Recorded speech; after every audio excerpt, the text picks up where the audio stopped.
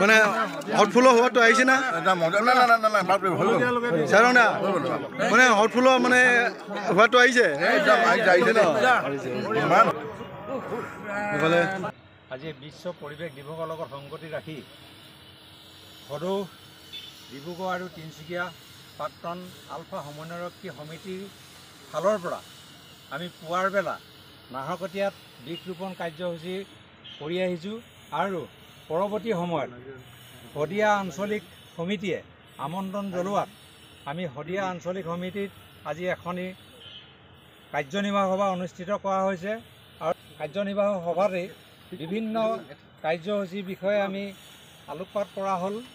তাৰ ফলস্বৰূপে আজি শদিয়াটো বিশ্ব পৰিৱেশ দিৱসৰ লগত সংগতি ৰাখি আজি পিছবেলা আমি ইয়াত কৰিবলগীয়া হ'ল, যিহেতু নাহৰকটীয়াৰ পৰা আহোঁতে অলপ পলম হ'ল।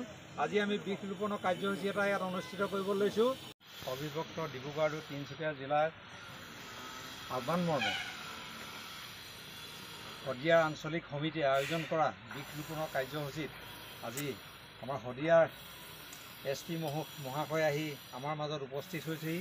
তেখেতক আমাৰ কৰ্মকৰ্তাসকলৰ ফালৰ পৰা প্ৰথমে এখনি গামোচাৰে মৰম আৰু শ্ৰদ্ধা যাচিবৰ কাৰণে অনুৰোধ কৰিছোঁ। ধন্যবাদ। লগতে তেখেতক এটি ফুলৰ পুলি গছৰ পুলি আগবঢ়াইছোঁ। তেখেতৰ হাতেৰে আজি শুভাৰম্ভ কৰিব বুলি আগবঢ়োৱা হ'ল। ধন্যবাদ। লগাই দিওঁ আৰু ন পানীটো নানি হ'ব পানী বটল